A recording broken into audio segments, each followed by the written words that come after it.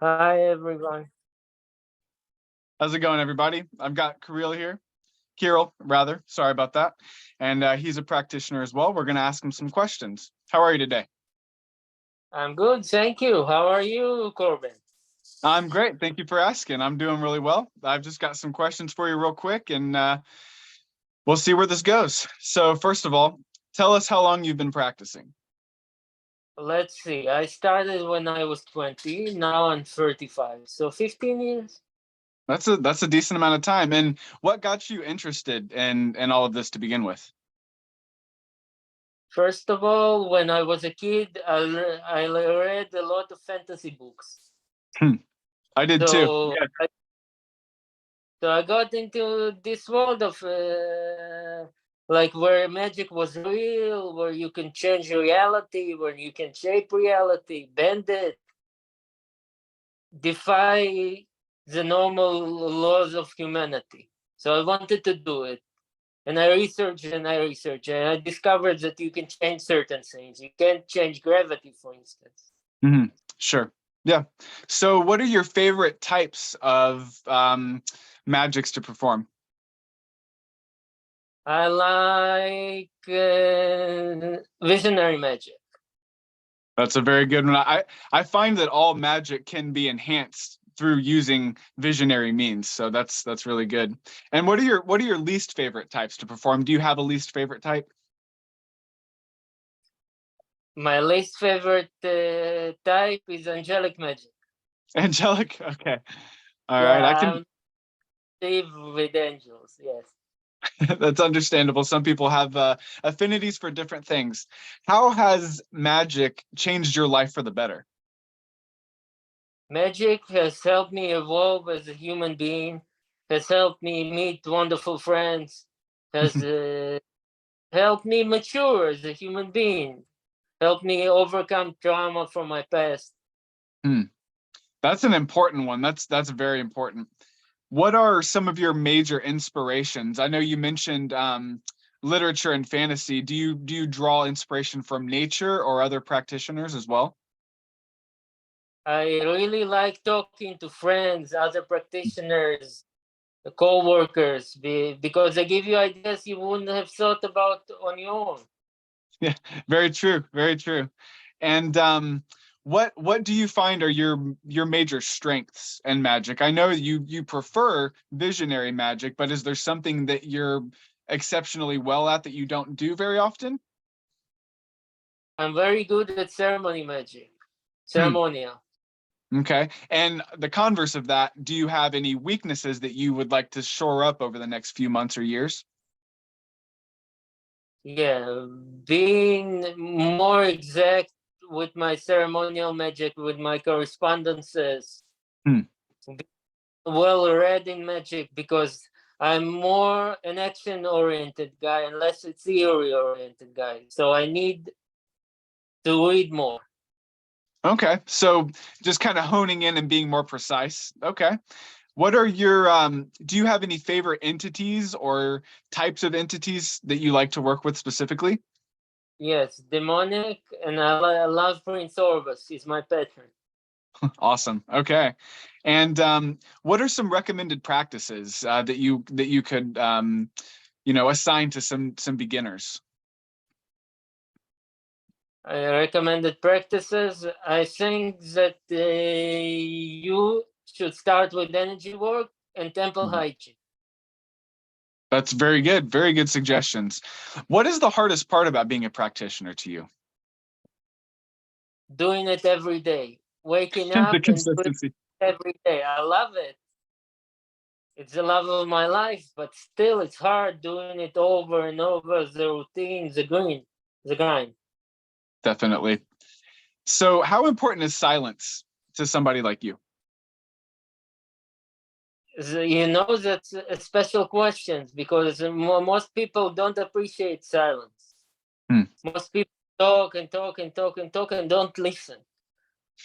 Yes, very good. I also find that when you're talking about your workings, it has a way of stirring the seed in the soil and not letting it take root.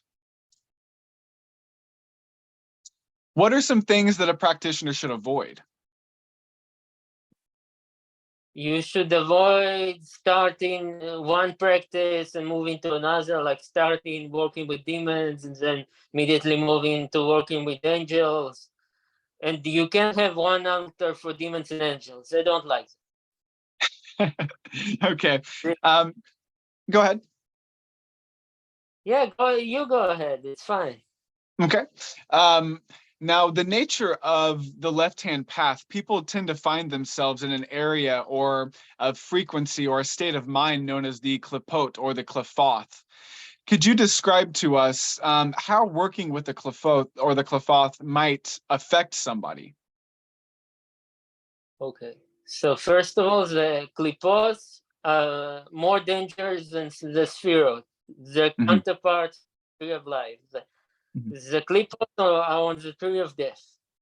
Hmm. So they stir up trauma, they stir up repressed psychological problems. Really someone who has a lot of repressed urges, it can drive him nuts, really, Hmm. in layman. Hmm. And so that leads me to the next question, which is how do you recognize a spiritual imbalance? Okay, so first of all, someone who doesn't stop talking, Hmm. someone who doesn't sleep, someone who looks tired all the time, Okay. someone, yes, someone who constantly, when he talks, he constantly makes a lot of mistakes, a lot Hmm. of mistakes, talking, stuttering. Although some people stutter because it's a condition, but you understand. Yeah. Or they might even contradict themselves from time to time. They say one thing and then they do another. One thing that I'd like to point out that's a commonality among your suggestions is they tend to manifest physically. The spiritual imbalances tend to manifest spiritually, which is sort of a nod to as within, so without, the alchemical motto. Yeah, that's Okay. smart.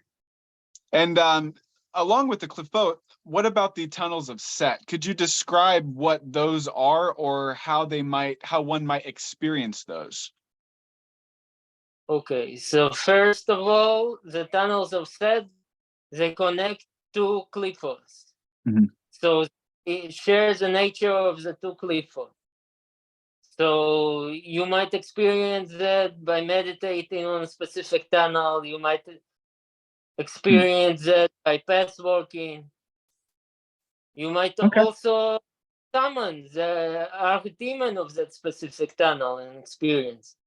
It Hmm. depends on the partner. So Hmm. many people do dream work Hmm. because dream work is less painful than waking work. It can be, that's certainly. And is there any major literature or authors that you might recommend to somebody who's just starting out or even someone who's an intermediate? Okay, I really love Aleister Crowley, Hmm. Andy Blackwood from Vampirism, Okay. earlier works of E.A. Coating, Okay. Hmm. Lon Milo de la Couette. I really love all his work. My Life Yeah. with the Spirit, The Mhm. Dove Tarot. He has many, many great books. Yeah, I'm looking at my bookshelf right now, and I've got about half a dozen books from him. Enochian Vision Magic, The Key to Solomon's Key, The Chicken Kabbalah, Son of Chicken Kabbalah, Tarot of Ceremonial Magic, on and on and on. All right.